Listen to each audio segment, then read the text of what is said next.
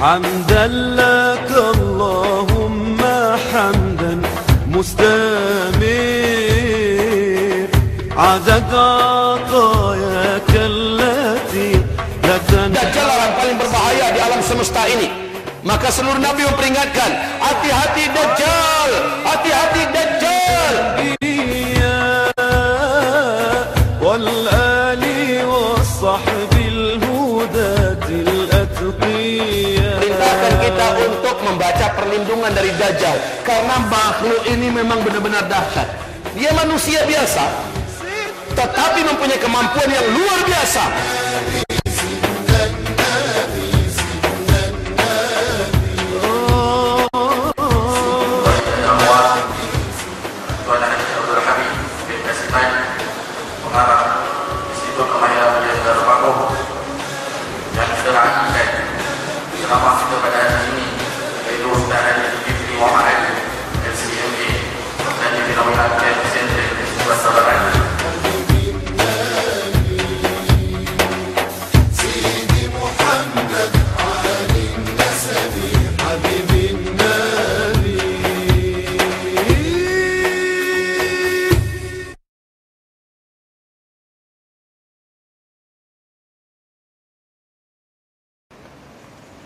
Masyiral muslimin wal muslimat, hamba-hamba Allah yang kami muliakan. Rasulullah sallallahu alaihi wasallam bersabda, takunun nubuwah fikum ma syaa Allah an takun. Kalian wahai umat Islam akan menghadapi 5 masa sejarah. Kalian akan menemukan 5 masa sejarah. Yang pertama yaitu sejarah atau fase kenabian. Fatakunu ma syaa Allah an takun thumma yarfa'uha idza syaa yarfa'aha. Masa kenabian ini Allah beri waktu tertentu. Apabila menurut Allah masa ini sudah berakhir, Allah pun mengangkat masanya dan selesai sudah. Kalian masuk pada masa yang kedua. Thumma takunu khilafah ala minhajin nubuwah. Kemudian kalian akan masuk kepada masa kekhalifahan dengan sistem dan konsep kenabian. Fatakunu masya Allah an takun. Masa ini pun akan berlangsung dalam waktu dan tempo yang Allah telah tentukan. Apabila masa ini habis, Allah pun mengangkat masa yang kedua ini. Kesepuluhan tanda besar kiamat ini dimulai dengan 1. Lepasnya Dajjal laknatullah alaih. Ini mutawatir. Mutawatir ini kekuatan riwayatnya sama dengan kekuatan Al-Quran. Disepakati oleh seluruh ulama Ahlus Sunnah, Dajjal adalah tanda besar kiamat yang nomor 1. Apabila tanda yang pertama ini terjadi, terwujud, maka tanda yang kedua tidak lama lagi pasti menyusul. Apa tanda yang kedua? Yaitu turunnya Nabi Isa alaihissalam. Turunnya Nabi Isa alaihissalam. Dajjal ini tidak ada yang mampu mengalahkannya. Dia adalah manusia yang diberi oleh Allah kemampuan yang sangat dahsyat, kesaktian yang masya Allah. Seluruh bomoh yang paling sakti di muka bumi, seluruhnya menjadi anak buahnya Dajjal. Kekuatan Dajjal ini hanya 1 orang saja yang boleh mengalahkannya dan bahkan langsung membunuhnya, Nabi Isa. Dan Nabi Isa Allah firmankan dalam surah An-Nisa, dia diangkat ke langit, ditahan dulu di langit dunia, disimpan sekejap, di akhir zaman diturunkan kembali ke muka bumi khusus untuk membunuh Dajjal. Berapa lama jarak mereka ini? Masya Allah, ternyata tidak lama. Nabi mengatakan Dajjal ketika dia lepas dari ikatannya, ketika dia terlepas dari kurungannya, dia akan segera mengelilingi permukaan bumi ini dengan kecepatan yang sangat dahsyat. Seluruh penduduk bumi ini akan menyembah Dajjal pada masa itu, dan bahkan umatku 2/3-nya akan mempertuhankan Dajjal. Umat Nabi Muhammad 2/3-nya akan mempertuhankan Dajjal, akan menyembah Dajjal ketika Dajjal ini keluar. Maka itu wahai hamba-hamba Allah, tidak ada kata para nabi-nabi seluruhnya sampai Nabi Muhammad, fitnah yang lebih hebat di muka bumi ini melebihi fitnahnya Dajjal. Dajjal yang paling berbahaya di alam semesta ini. Maka seluruh nabi memperingatkan, hati-hati Dajjal, hati-hati Dajjal. Bahkan Nabi Muhammad memperingatkan umatnya senantiasalah selepas sholat menjelang assalamualaikum, assalamualaikum, baca doa perlindungan dari Dajjal. Allahumma inni a'udzu bika min adzabil qabri wa min adzabin nar wa min fitnatil mahya wal mamat wa min fitnatil masiihid dajjal. Barulah assalamualaikum warahmatullahi, assalamualaikum warahmatullahi. Diperintahkan kita untuk membaca perlindungan dari Dajjal, karena makhluk ini memang benar-benar dahsyat. Dia manusia biasa, tetapi mempunyai kemampuan yang luar biasa, dan hanya satu orang saja yang boleh menaklukkannya dan membunuhnya, Nabi Isa. Nabi Isa turun setelah Dajjal menguasai seluruh permukaan bumi ini. Setelah Dajjal menguasai seluruh permukaan bumi ini, Nabi Isa turun. Berapa jarak waktu mereka? 1 tahun 2 bulan 2 minggu. Nabi Isa turun, Dajjal dibunuh. Ketahuilah kata Rasulullah, saat Dajjal ini lepas, maka Dajjal akan mengelilingi seluruh permukaan bumi. Seluruh kota-kota di dunia akan ditaklukkannya. Hamba-hamba Allah, karena ini penting ya, perlu saya sampaikan, Dajjal ini pernah bertemu dengan seorang, diombang-ambingkan kapalnya oleh ombak laut yang setinggi-tinggi bukit, dan mereka pun tak mampu mengendalikan kapal, akhirnya terdampar ke sebuah pulau di laut Yaman. Ini hadisnya sahih Muslim ya. Terdampar di sebuah pulau di laut Yaman, kemudian mereka pun turun. Mereka masuk ke dalam hutan di pulau itu. Lalu mereka bertemu dengan seekor binatang yang bertubuh besar dan bulunya hitam berkaki 4. Saking tebal bulunya, kami tidak dapat membedakan mana yang bagian ekor, mana yang bagian muka, karena tebal kulit bulunya dan hitam. Binatang tersebut dapat berbicara dengan bahasa manusia. Saya adalah mata-mata di pulau ini, sengaja menunggu-nunggu kalian datang. Ada tuan kami, seorang lelaki di gedung tua sana, sudah lama menanti-nanti kedatangan kalian yang dari Arab. Dia nak menanyakan beberapa perkara terbaru yang berlaku hari ini. Pergi ke sana, kata binatang tersebut. Apa kata Tamim Ad-Dari? Kami ketakutan, karena sangat takut jangan-jangan kami dicelakai oleh binatang itu. Kami pun lari ke arah yang ditunjuk oleh binatang tersebut. Sesampainya di gedung tua tersebut, kami menemukan seorang lelaki yang bertubuh gompal. Kakinya diikat dengan rantai besi yang sangat besar dan berat. Tangannya diikat dengan rantai besi yang sangat berat. Rantai itu saling terhubung antara satu dengan yang lain. Juga lehernya terikat dengan rantai dan belenggu besi yang sangat besar dan berat. Lelaki itu ada di lantai dan bertanya kepada kami, apakah kalian dari Arab? Kami menjawab, iya. Apakah sudah muncul seorang lelaki yang ummi, yang bernama Ahmad atau Muhammad?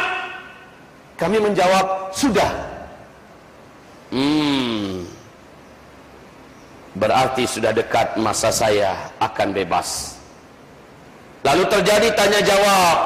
Kemudian di antara pertanyaan lelaki yang terikat rantai besi tersebut, Pertanyaannya adalah, apakah Danau Tabariyah, kalau dalam hadis ya, apakah Danau Tabariyah hari ini masih mengeluarkan air? Danau Tabariyah dalam hadis tersebut tulisannya seperti ini, Tabariyah, ya. Kalau orang English mengatakan yaitu Tiberias. Kata laki-laki tersebut, dengar baik-baik. Saat Danau Tiberias itu ketika airnya mulai menyusut dan meninggalkan sisa sedikit lagi, pertanda saat itulah saya bebas, saya lepas, dan saya akan kuasai seluruh kota-kota besar di muka bumi ini. Saya akan kuasai seluruh kota-kota dan saya akan masuk ke dalam kota-kota itu seluruhnya. Penduduk-penduduknya akan beriman kepada saya. Hanya 2 kota saja yang saya tidak boleh masuk selama-lamanya, Makkah dan Tibah.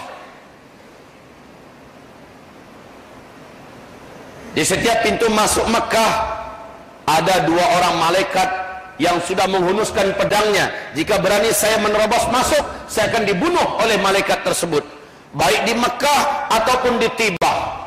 Ini pernyataan laki-laki yang terikat di dalam gedung tua itu. Dan nanti di Tibah saya akan naik ke satu bukit,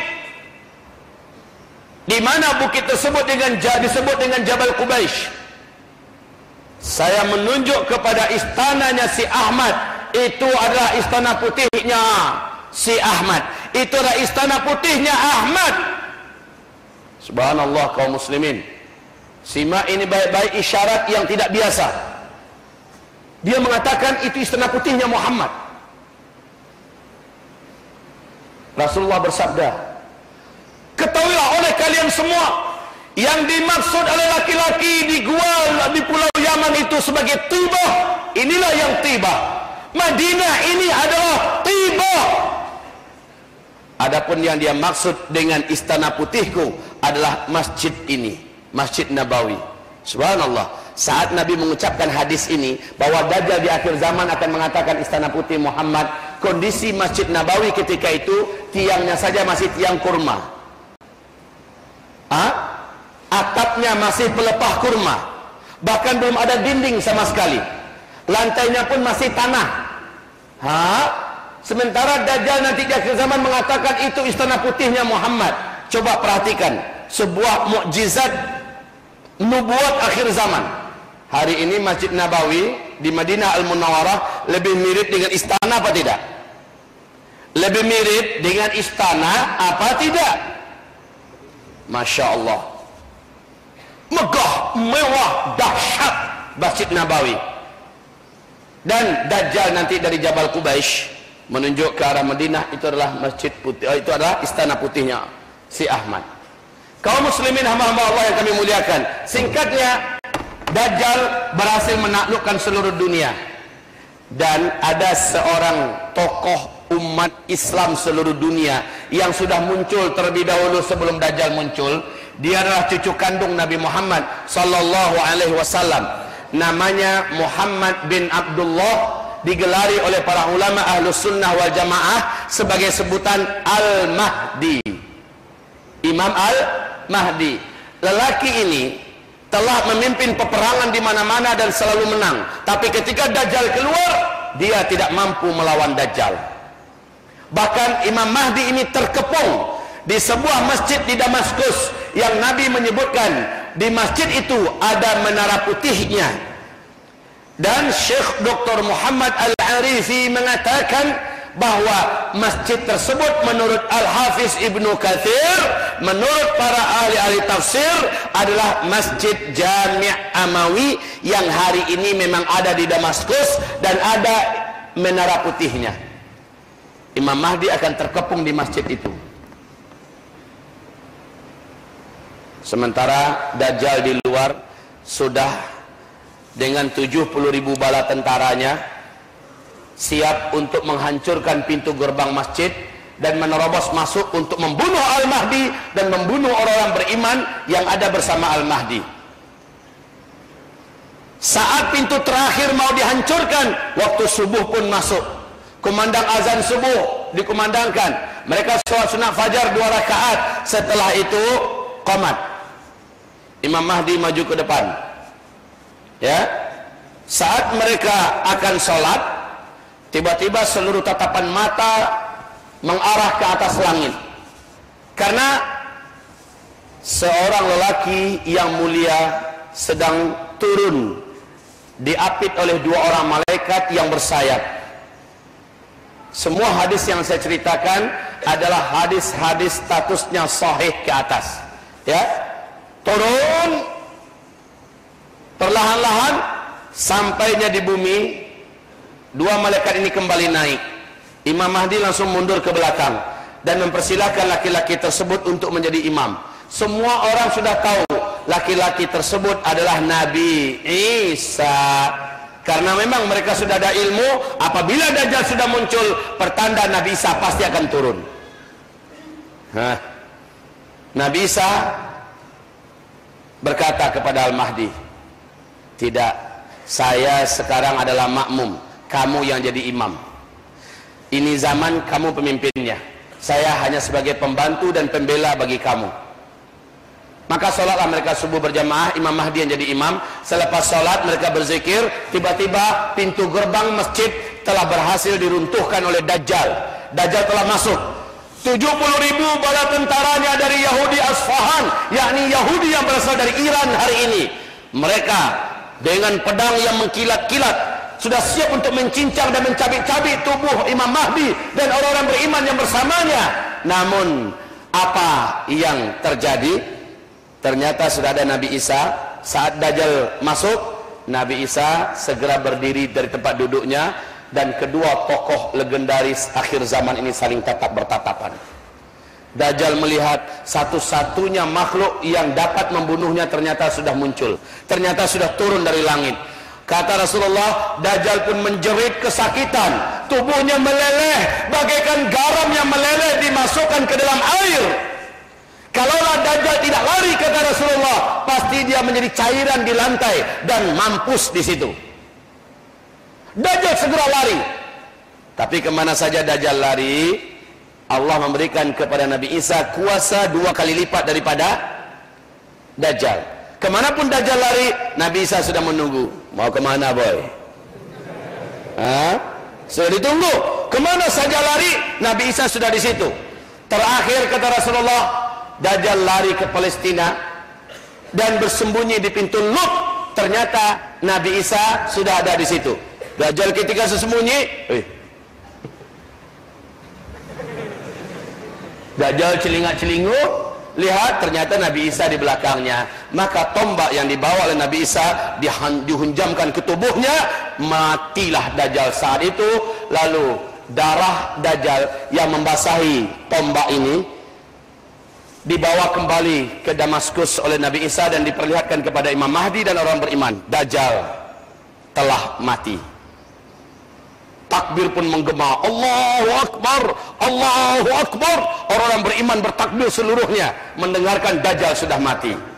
Adapun bala tentara Dajjal yang tadi penuh semangat untuk membunuh, membantai, seluruhnya hilang semangat mereka. Ngeper. Tahu ngeper? Down, calling down, benar-benar tak punya semangat lagi. Lalu mereka lari kocar-kacir bersembunyi kemana-mana.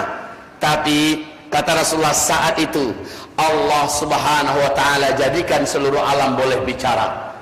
Orang Yahudi sembunyi di balik batu, batu bicara, ya Muslim, hadza Yahudiyun warai ta'ala faqtulhu. Hai Muslim, sini ada Yahudi lo sembunyi di belakang saya, sini bunuh, kata batu. Yahudi sembunyi di balik tembok, tembok bicara, hai Muslim, ada Yahudi sini, sembunyi, tangkap, bunuh. Sembunyi di balik pohon, pohon pun bicara macam itu. Illal gharqad, kecuali pohon gharqad, fa innaha syajarul yahud, sesungguhnya gharqad itu adalah pohon Yahudi. Hanya pohon ini yang tidak akan bicara ketika Yahudi bersembunyi di baliknya. Dan subhanallah 11 tahun yang lalu Robi-robi Yahudi telah memerintahkan kepada pemerintahan Israel agar menanam pohon gharqad sebanyak-banyaknya, dan mereka telah menanam 2 juta batang pohon gharqad. Hari ini telah tinggi sampai 6, ada yang 10, ada yang 15 meter. Sudah bolehlah untuk bersembunyi di belakangnya. Yahudi pun ternyata di Taurat, saya pernah baca di Taurat, meyakini pohon yang berpihak kepada mereka di akhir zaman adalah pohon gharqad. Dan mereka telah tanam pohon itu belasan tahun yang lalu. Hari ini sudah tinggi-tinggi, sudah besar-besar. Masya Allah. Oh ya, sebentar, saya cerita tentang Danau Tiberias, ya, bahwa danau ini Dajjal bertanya, masih ada tidak, masih keluar tidak airnya? Apa jawaban Tamim Ad-Dari? Hari ini masih, airnya masih banyak. Kata Dajjal, nanti kalau airnya sudah menyusut, tinggal sedikit, saatnya saya lepas, saya bebas. Danau Tiberias ini, wahai hamba-hamba Allah, tidak pernah kering, tidak pernah menyusut. Sumber air utama Israel, orang-orang Yahudi di Israel, sumber air utamanya adalah Danau Tiberias ini. Tahu tidak perkembangan terkini? Danau Tiberias ini seperti ini.